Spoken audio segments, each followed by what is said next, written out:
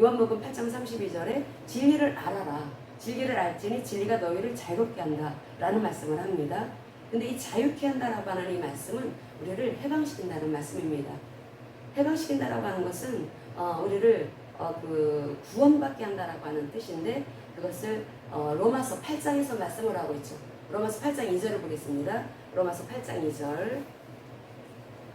이는 그리스도 예수 안에 있는 생명의 성령의 법이 죄와 사망의 법에서 너를 해방하였습니다. 아멘. 여기서 해방하였습니다 라고 하는 단어하고 여기 그 진리를 알지니 진리가 너희를 자유케 하리라 할 때 자유케 하리라 라는 단어하고 똑같은 헬라어를 쓰고 있습니다.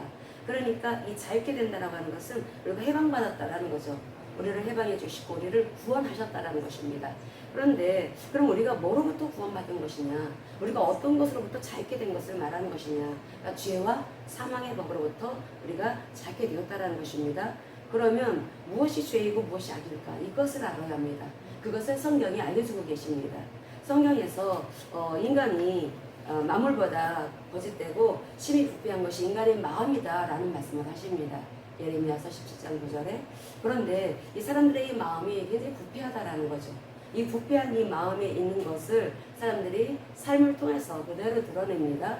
드러내가지고 그것이 표정으로 나타나고 언어로 나타나고 태도로 나타나고 그러기 때문에 하나님께서는 신명기 32장 20절에 보면은 내가 그들에게 언약 백성이라 할지라도 내가 그 언약 백성인 이스라엘 백성에게서 내가 얼굴을 돌려서 숨겠다라는 말씀을 하십니다.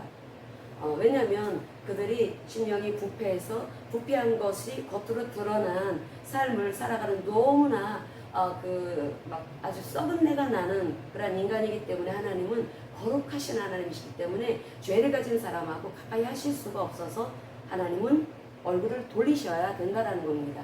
하나님께서 얼굴을 숨기셨다라는 말씀을 하십니다.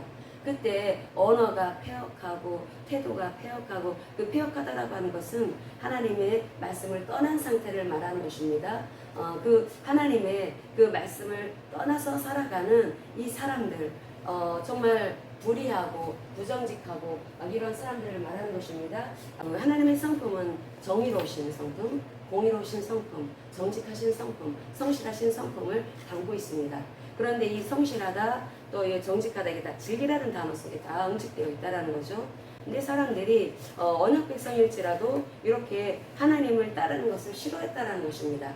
하나님을 적대했던 그 사람들의 그 태도에 대해서 말씀을 하고 있는데 그들의 특별히 언어 생활에 대해서 말씀을 하고 있습니다. 이 하나님을 반역한 사람들의 이 공통점인데 그게 언어였다라는 거죠. 언어와 태도. 그러니까 하나님의 백성은 언어가 달라져야 되고 마음이 달라지고 언어가 달라지고 태도가 달라져야 되는데 근데 하나님께서 그래서 토라의 말씀을 주셨는데 그런데 그 말씀을 따르지기를 싫어하고 그냥 내 멋대로 내 식대로 살았다라는 것입니다. 그런데 이것을 보면서 이상하다. 왜 사람들이 이렇게 폐역한 모습을 보일까? 그러니까 언어가 그리고 태도가 표정이 우리의 그 삶이 하나님이 보시는 표지라는 것입니다. 우리가 그 심판은 어떻게 하시는지를 분명히 알아야 합니다. 심판은 우리의 언행 심사를 통해서 심판을 하십니다. 구원은 믿음을 통해서 받는 거지만 심판은 우리의 행위가 심판의 기준이 된다라는 거죠. 그런데 우리가 그 신명기 32장 20절 다시 거기 읽어보겠습니다. 신명기 32장 20절. 그가 말씀하시기를 내가 내 얼굴을 그들에게서 숨겨 그들의 종말이 어떠함을 보리니 그들은 심히 폐역한 세대요 진실이 없는 자녀이미로다. 아멘. 여기서 그들이 심히 폐역한 세대다라고 하는 것은 그들의 그 언행 심사가 완전히 망가졌다라는 것입니다. 그들의 마음, 그들의 눈, 그들의 태도가 하나님의 그 말씀하고 정반대되는 말을 하고 있었다라는 거죠. 믿음의 말이 아니라 자기 생각나는 대로 자기 그냥 그 속에 마음속에 움직이는 감정이 움직이는 대로 그렇게 살았다라는 거죠. 근데 여기에 대해서 어떤 말씀을 하시냐면은 진실이 없는 자녀다라는 말씀을 하십니다. 이게 바로 진리입니다. 진리, 에메트. 여기서 우리나라 말 단어로는 진실이라고 하는 단어로 번역을 했지만 원래 원어는 진리입니다. 진리. 성실, 진리. 여기에서 이 진실이 없는 자녀이미로다. 결국은 진리가 그 속에 없기 때문에 언행 심사가 완전히 틀어졌다라는 거죠. 결국은 이 진리를 우리가 알아야 된다는 것은 진리를 알아야 우리 언어의 심사가 바뀌어질 수가 있는 것이기 때문에 진리를 아는 것은 너무나 중요합니다. 진리를 알아야 우리가 자유케 되는 것은 죄와 악으로부터 해방되는 것이고 자유케 되는 것이고 그래야 하나님이 나를 마음껏 사용하실 수가 있는 하나님의 통로가 될 수가 있는 것이기 때문에 이건 너무나 중요한 사실인 것입니다. 진리는 사실이죠. 실제죠. 이건 실제입니다. 이건 어디를 가도 실제가 진리입니다. 그럼 하나님께서 예수 그리스도가 바로 진리이신데 그 예수 그리스도를 통해서 우리로 하여금 진리에 반응하는 삶을 살아가도록 하셨습니다. 그런데 우리가 요즘에 계속 배우고 있는 것이 있죠. 우리 이 진리가 우리 진리를 알아야지 우리 하나님과 이제 언제든지 소통하고 교통하는 하나님과 깊고 친밀한 교제를 나눌 수가 있게 되는 것인데 이게 진리라고 하는 것이 실제고 사실인데 이 진리의 이 사랑을 못 받은 사람들이 왜 이렇게 많지? 우리 데살로니가 후서 2장 10절에 보면은 마지막 때가 되면은 멸망할 사람들이 크리스천들 가운데 멸망하는 사람들이 굉장히 많이 나오게 되는데 진리의 사랑을 받지 못해서 구원받지 못할 사람들이 굉장히 많아지게 될 것을 말씀하고 있습니다. 진리의 사랑을 받지 못해서. 진리의 사랑을 받지 못한 사람들이 구원받지 못한다라는 거죠. 그럼 진리의 사랑을 받지 못했다라고 하는 것이 그럼 어떤 말씀일까? 우리 진리를 알아야 합니다. 진리는 실제. 하나님이 이 우주 만물을 만들어 주셨다라고 하는 것을 확실하게 알 수 있을 자취. 너무나 뜬구름 잡는 것 같습니다. 그래서 우리가 말씀을 통해서 진리를 알아갑니다. 진리는 실제라고 했습니다. 근데 우리가 진리를 알기 위해서 우리는 우리 그 시편을 보겠습니다. 시편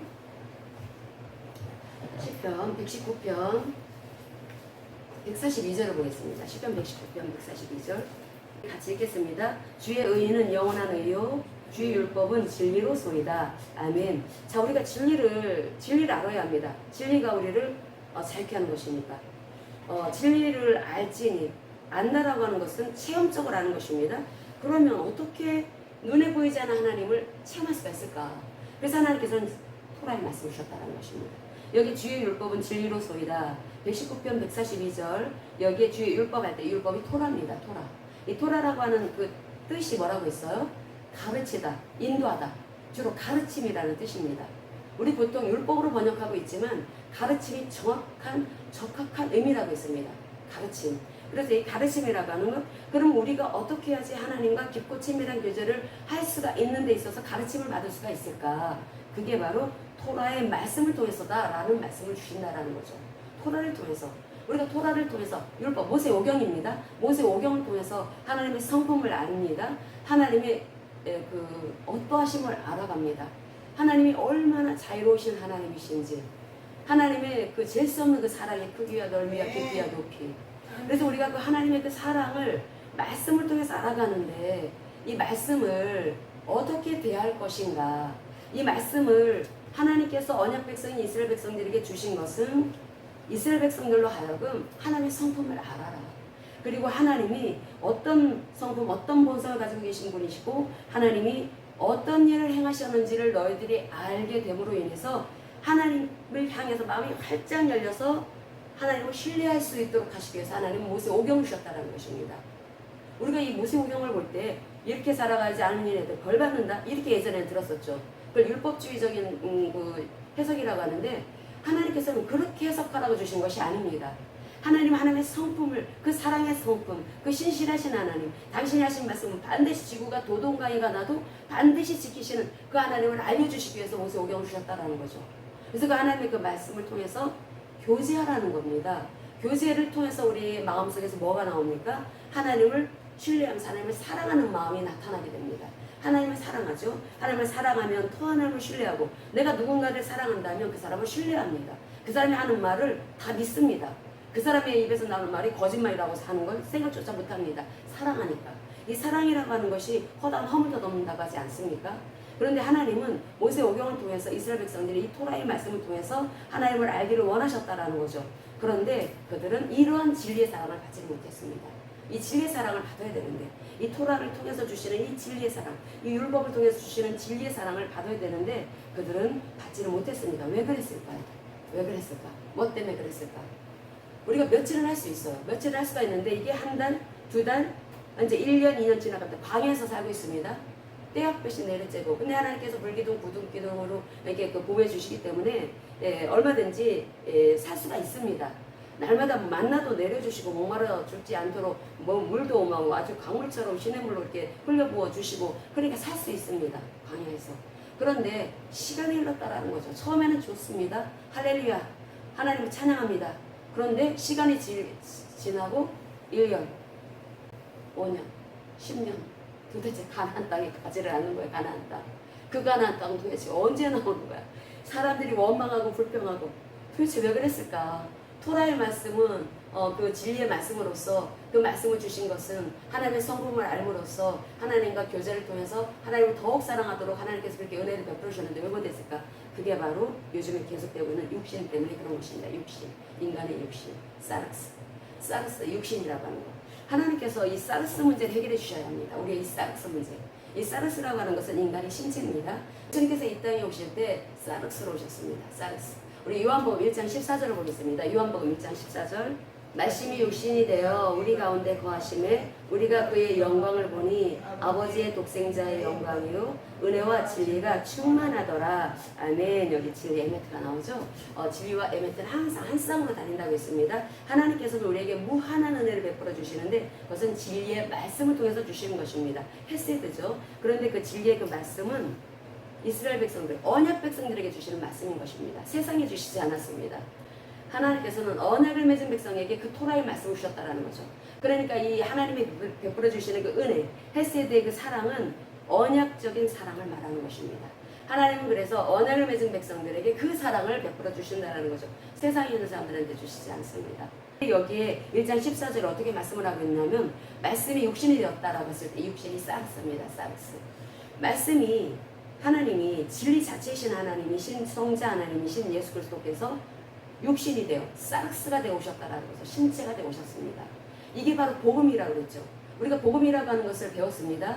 복음을 이사야서에서 우리 52장에 이 복음이라고 하는 것이 무엇인지 우리는 배웠습니다. 복음이라고 하는 것은 그 좋은 소식이 하나님이 계획하신 일이 있는데 그게 바로 육신을 통해서 하나님께서는 계획을 하셨다. 그게 복음이다라는 말씀입니다. 그런데 여기 우리 신명기 5장으로 가겠습니다. 신명기 5장을 보겠습니다. 5장 26절 헬라어로 사르스 여기 나오고 있거든요. 26절. 근데 이것을 히브리어로는 빠사르라고 하면 빠사르. 우리가 그 복음이 히브리어로 메빠사르라고 했죠. 좋은 소식이, 기쁜 소식.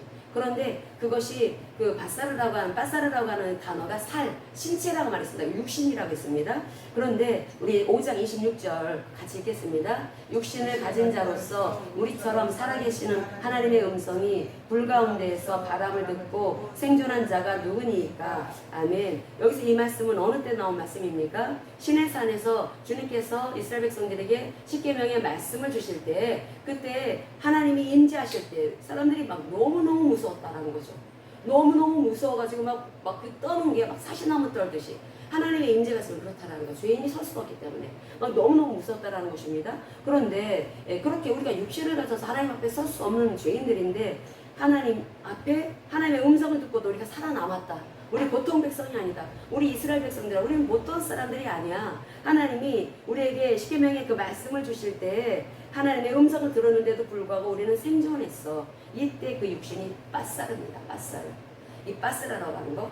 자, 그러면 이 빠사르가 우리는 하나님 앞에 설 수 없는 이 육체입니다. 근데 이 육체가 하나님 앞에 설 수 없는데 우리 하나님 앞에 설 수 없는 내 이 육체가 어떻게 살아갑니까? 자기 중심으로 살아가죠. 자기 마음대로 살아갑니다. 내 기분대로 살아갑니다. 내 철학을 따라서, 내 사상을 따라서, 내 지식을 따라서 살아갑니다. 오늘날 세상이 왜 이렇게 되었습니까? 인간의 지식을 따라, 인간의 지혜를 따라 살아왔기 때문에 결국은 이렇게 망하게 되었다는 것입니다. 이 육신이라고 하는 것이 문제가 많아서 진리를 따라 살 수 없다라는 것입니다.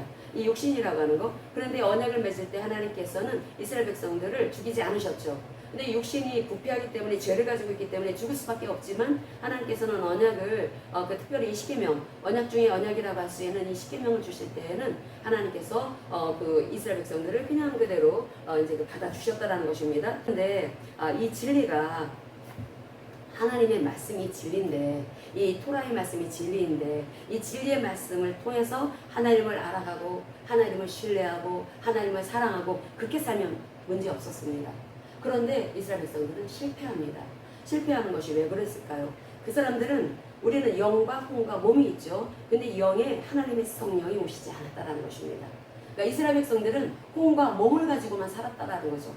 우리는 어떻습니까? 영과 혼과 몸이 있습니다. 우리 영 안에 하나님의 생명이 들어와 계십니다.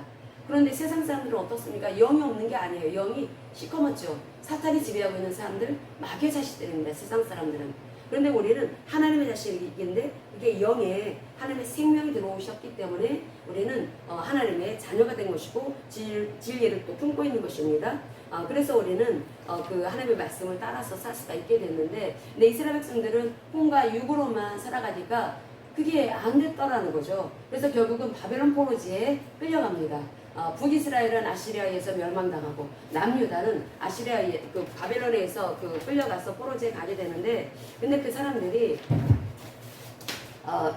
어떻게 말씀을 하냐면, 이제 그 하나님께서 위로의 메시지를 주십니다. 하나님께서는 징계의 말씀, 책망의 말씀, 굉장히 무서운 심판의 메시지를 주신다 하더라도 꼭 하나님의 말씀을 보면은 거기 회복의 메시지가 꼭 거기에 꼭 나옵니다.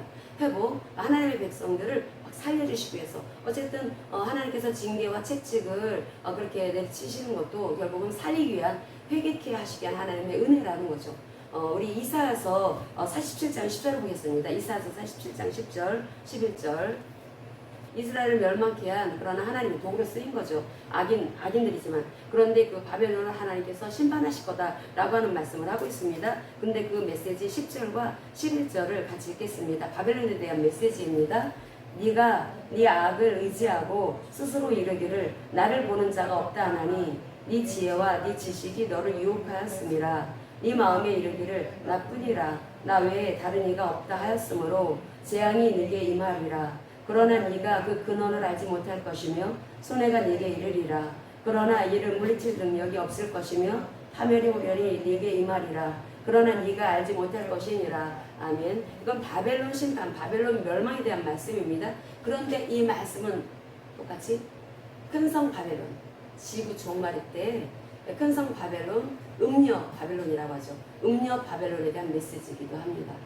사람들이 그 악을 의지했다. 이 악이라고 하는 것이 하나님의 뜻을 떠난 삶을 말하는 것입니다. 사람들 다 그렇게 살아가죠. 세상에서 착하다고 하는 사람들, 세상에서 뭐 선행하고 구제하고 그렇게 해서도 예수 안 믿는 사람들도 많습니다.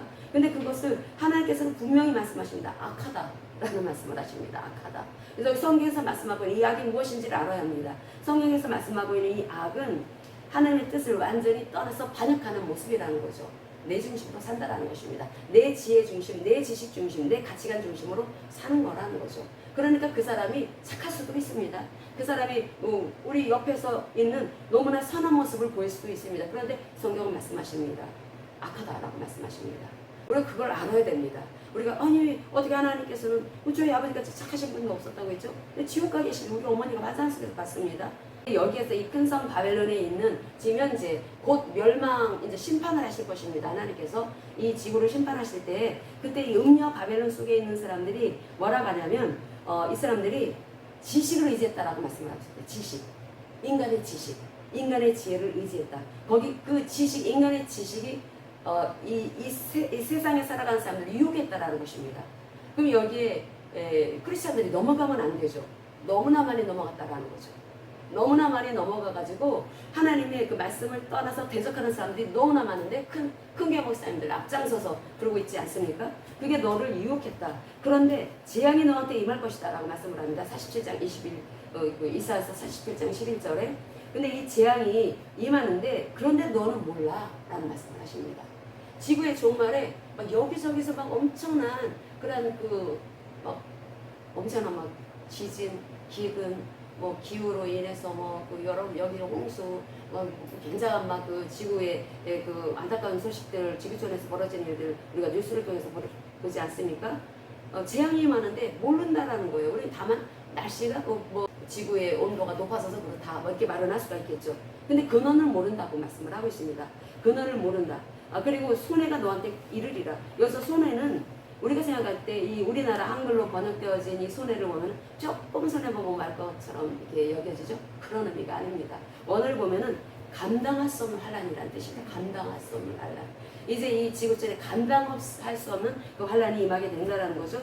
그리고 이것을 너희들이 인간들이 아무리 지혜를 짜내도 아무리 어떤 뭐 AI 뭐 그 이상 되는 그런 기술력을 가지고 있다 할지라도 이것을 물리칠 능력이 없다라고 말씀을 하고 있습니다. 물리칠 능력이 없고 그리고 파멸이 너희들에게 호련히 임할 것이다. 갑자기 임한다라는 것입니다.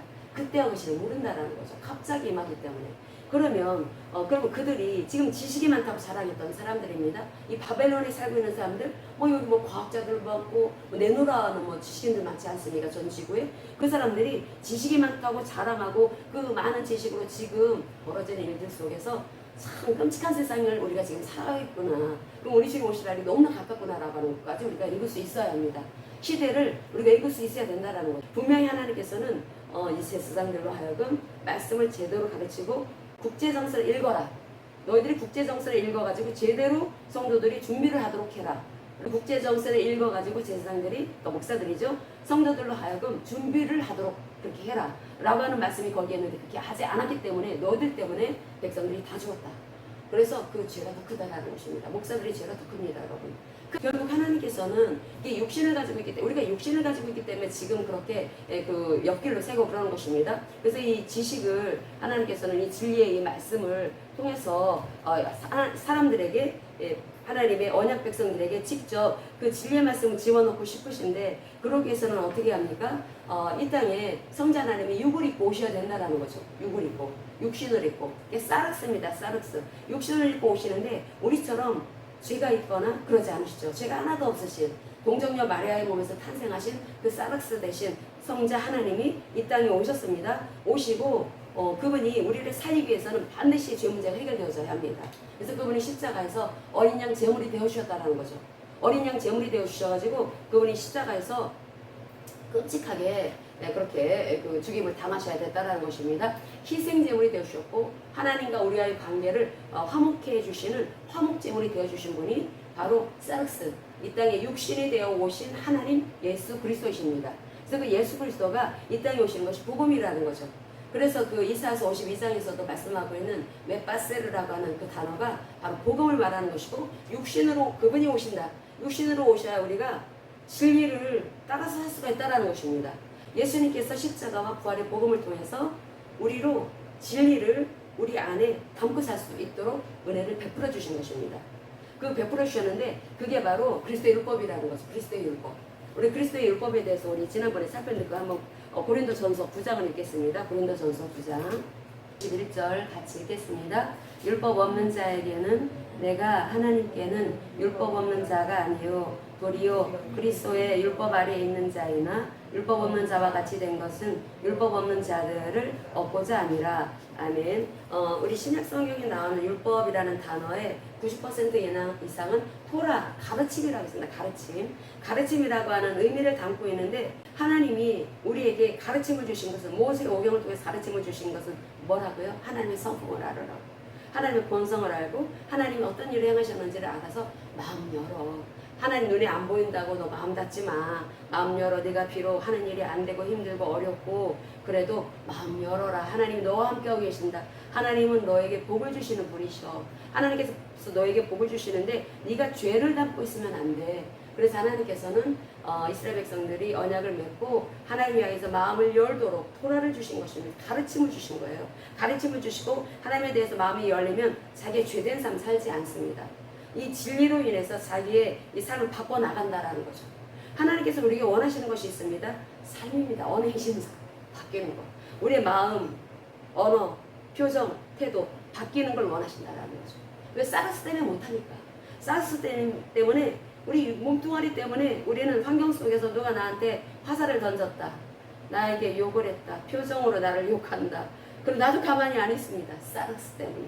근데 하나님께서 이스라엘 백성들과 언약을 맺으시고 그 토라의 말씀을 주신 것은 하나님이 너희와 함께하고 계시고 있고 하나님이 너희들을 돌보시는 너무나 좋으신 하나님이니까 마음 풀어 마음 녹아라 마음 녹여져라. 그러면은 우리가 이게 여유 있게 되면 내가 하나님의 엄청난 큰 사랑을 받고 있다라고 하는 생각을 하게 되면은 여유 있게 됩니다. 사람들한테 관대해진다라는 거죠. 다윗이 굉장히 관대한 사람이 됐죠. 그게 하나님과 이 말씀을 통해서 교제했기 때문에 그게 가능했던 일입니다. 사울은 그걸 못했기 때문에 실패했죠. 사울은 처음에 그 싹스를 가지고 볼 때는 어쩌면 다윗보다 더 나은 사람일 수도 있습니다. 사울 괜찮은 사람이었습니다. 정말 좋은, 정말 우리 사울 같은 그런 이웃이 있으면 정말 괜찮았을 거예요. 좋죠. 좋은 이웃이죠. 그런데 사울이 왕이 되고 나서는 완전히 변질이 됩니다. 왜 그럴까요? 싹스 때문에. 그런데 다윗은 그 싹스를, 다윗은 사울하고 비교할 수 없이 아주 몹쓸짓한 나쁜 사람 아닙니까? 어떻게 신혼부부 그 밧세바를 간할 수가 있어요? 그것도 남자는 전쟁터에 나간 군인인데 어떻게 군인 부인을 그럴 수가 있습니까? 정말 나쁘지. 그런데 그런 다윗은 하나님의 마음이 합하다고 말씀을 하십니다. 그러니까 그것은 다윗이 막 통에 자복을 하죠. 막 쥐어뜯습니다. 그러면서 더 이상 그런 짓 하지 않죠. 더 이상 그런 짓 하지 않고 항상 하나님의 그 말씀을 통해서 하나님의 사랑을 발견합니다. 그리고 자기가 그렇게 못쓸 짓을 했어도 자기가 회개했을 때 용서해 주신 하나님의 사랑을 발견합니다. 그러니까 마음이 점점 넓어지니까 사람이 더 관대해지죠. 마음이 관대해지면서 그래서 이렇게 나아가는데 결국 하나님께서는 우리에게 원하시는 것이 다른 것 아닙니다, 여러분. 언행심사 바뀌어야 됩니다. 왜냐하면 우리는 곧 하나님의 심판의 앞에 설 것이기 때문에. 야고보서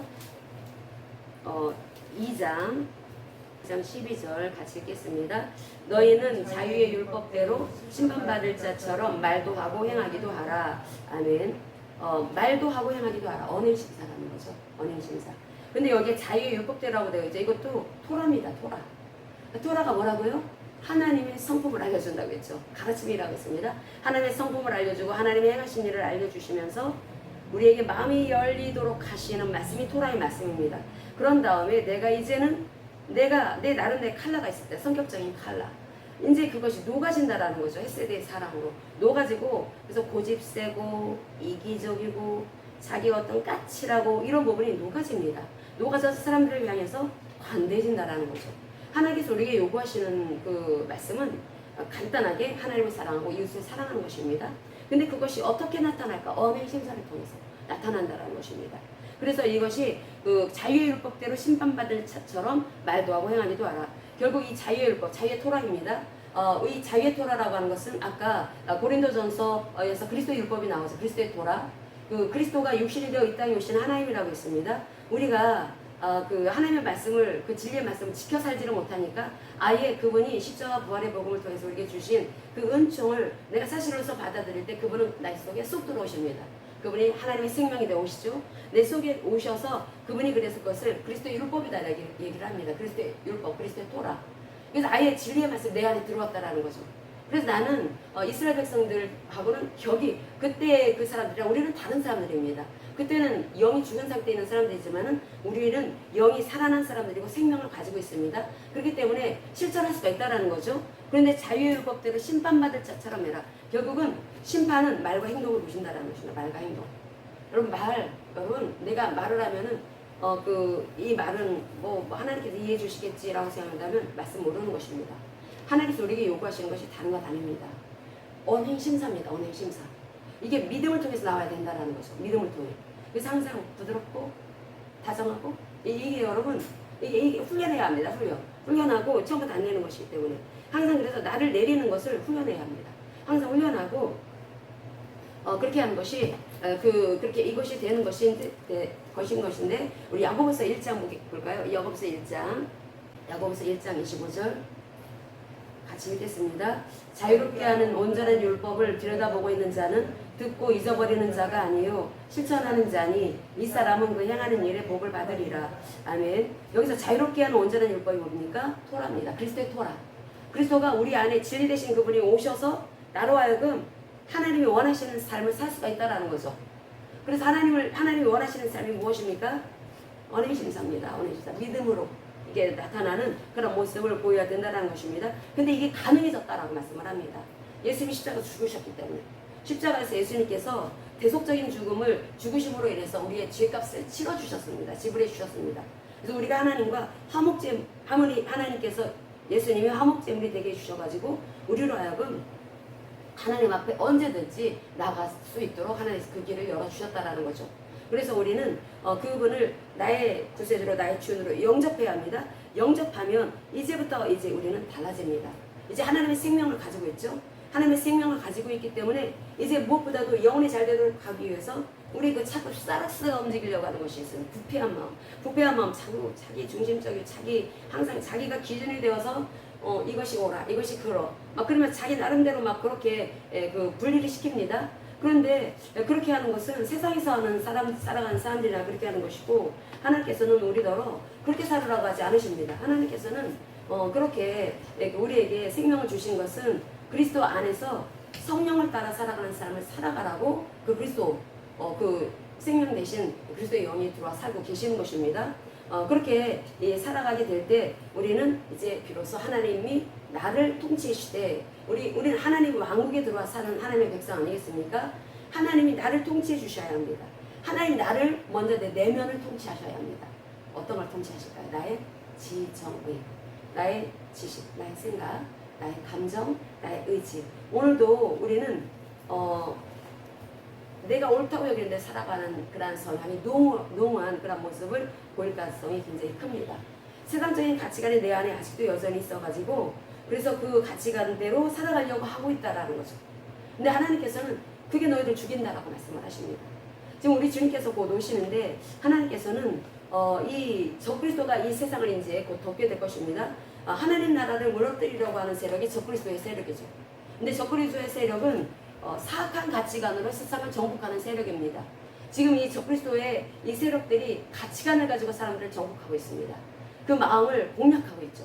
어린아이들에게 동성애를 집어넣고, 그리고 또 음란한 그런 행동을 아무렇지도 않은 성적 자유라고 하는 것으로다가 막 집어넣고 있고, 막 계속해서 그 사악한 가치관으로 세상을 지금 점령해 나가고 있습니다.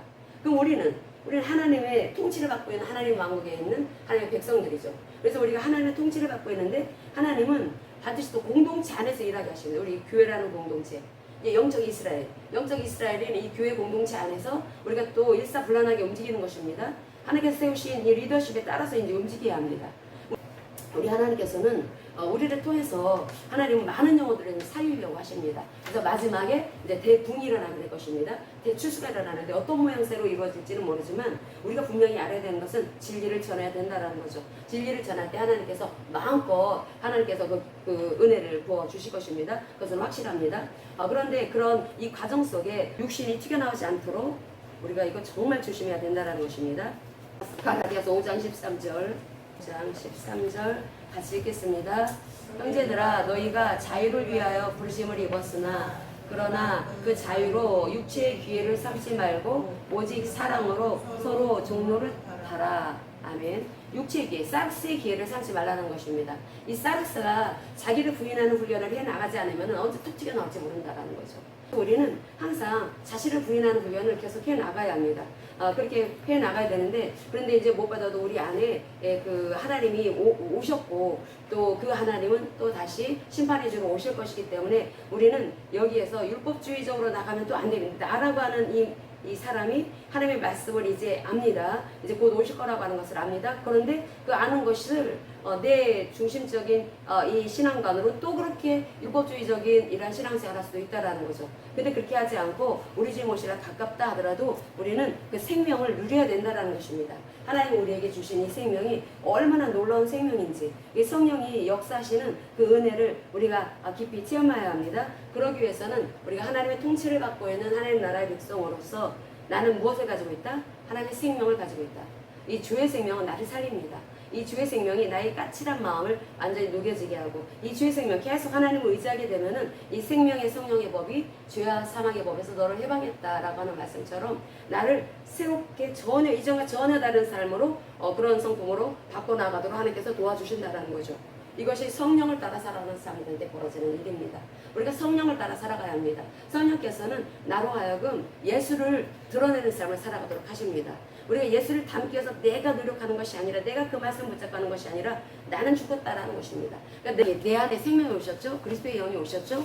그러면 그 그리스도의 영을 의지합니다.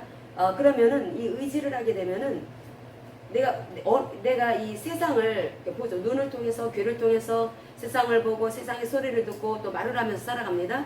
그럴 때 우리가 항상 언행심사 조심하라고 그랬죠.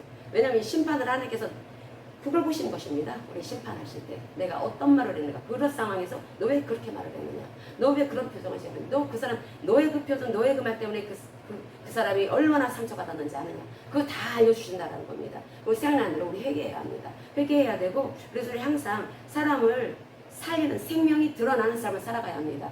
어떤 사람은 딱 어떤 공동체 등장했다면 사람들이 막 피하는 사람들 있죠.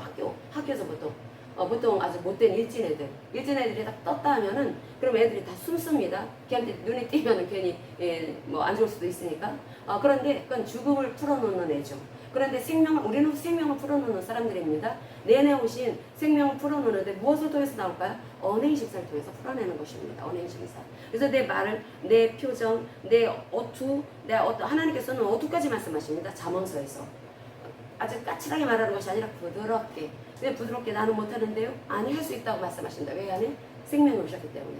근데 이 부드러운 말로 사람을 녹인다라고 말씀하십니다. 이 부드러운 말이 상대방이 아주 지치고 힘든 인생도, 그 마음도 녹여준다라는 거죠. 그게 바로 생명이 풀어지는 것이다라고 말씀을 합니다. 내 이 언행심사를 통해서 내 안에 있는 생명이 풀어지도록 해야 된다라는 거죠. 나만 사는 것이 아니라 내가 있는 곳에서 사람들을 살려야 합니다. 그런데 그것이 이제 그 사람의 이제 영적인 수준, 신앙의 단계에 따라서 틀리는데, 우리가 거기 또 부담 가지면 안 됩니다. 우리가 해야 되는 것은 우리 환경 속에서 만나는 그런 일들을 그냥 지나가는 그림처럼 본다라는 거죠. 슬라이드. 우리가 TV 화면에서 어떤 일이 벌어졌을 때 싸우고 뭐 손가락질하면서 어떤 드라마를 통해서 그런 걸 볼 때 나하고 관계 있다고 생각 안 하죠. 마치 내 삶에서 벌어지는 일들을 그렇게 보라는 것입니다. 남의 일 보듯이 본다라는 것입니다. 스트레스 받지 말라는 거죠. 그리고 거기에 대한 대응을, 언행심사를 내 안에 있는 성령이 역사하셔서 생명을 풀어내도록, 그렇게 이제 그때 지혜가 필요한 것이죠. 지혜. 그때 지혜가 필요하고, 못된 인간들도 많으니까, 악한 인간들도 많으니까, 그럴 때 어떻게 해야 될 것인가. 그래서 성령을 더 의지해야 되고, 그 악한 그런 사람들, 그런 환경 때문에 내가 거기에 끌려 들어가 가지고, 그래서 악한 마귀 속임수에 우리도 같이 거기 넘어지면 절대로 안 된다는 겁니다. 그래서 우리가 그 마지막 때 우리가 그것을 정말 잘해야 합니다. 그래서 이제 성경을 통해서 우리에게 주시는 그 말씀을 우리가 이제 요약을 해보면은, 결국은 우리에게 주신 그 육신, 하나님께서 육신이 되어서 오신 것은 우리로 하여금 이제 하나님의 지식을 따라 살아가라. 그게 사실 진리이다. 그러면 내 지식이 아니라 하나님의 지식인 그 진리를 따라 살아가게 되면은 그 지식으로 많은 사람을 살게 한다라는 것입니다. 그래서 그 생명이, 여기서 내 안에 있는 생명이, 그래서 나의 하나님의 토라의 말씀을 통해서 풀어지게 되는 것이고, 그럴 때 나는 하나님의 통치를 받는 하나님 나라이지만 또 내가 있는 그 현장을 또 그렇게 하나님 나라로 바꿀 수가 있는 것인데, 이것은 너희들이 하나님이 함께하고 계시기 때문에 가능하다라고 우리에게 알려주고 있습니다. 결국은 우리가 이 진리가 나를 자유케 하는 것이구나, 나를 죄와 악으로부터 해방시켜 주시는구나 라고 하는 것을 우리가 그래서 분명히 알아야 합니다. 분명히 알고, 그래서 나를 계속해서 바꿔 나가는 데 있어서 무엇보다도 자신의 그 자아 점검은 자기 마음속의 수분 동기 점검은 항상 우리가 해야 되는 것이고, 그랬을 때 우리 안에 내가 그 하나님의 그 성품을 풀어내려고 하는 것이 아니라 내가 죽으면 자연스럽게 나온다는 거죠. 주님을 의지하면. 나는 전혀 예전에 그렇게 못됐던 사람인데, 나는 죽고 십자가에서 죽고 내 안에 계신 주님을 의지할 때 아주 자연스럽게 언행심사가 주님을 드러내는, 생명을 드러내는 그런 모습을 보인다라고 하는 것을 우리가 이 말씀을 통해서 배웁니다.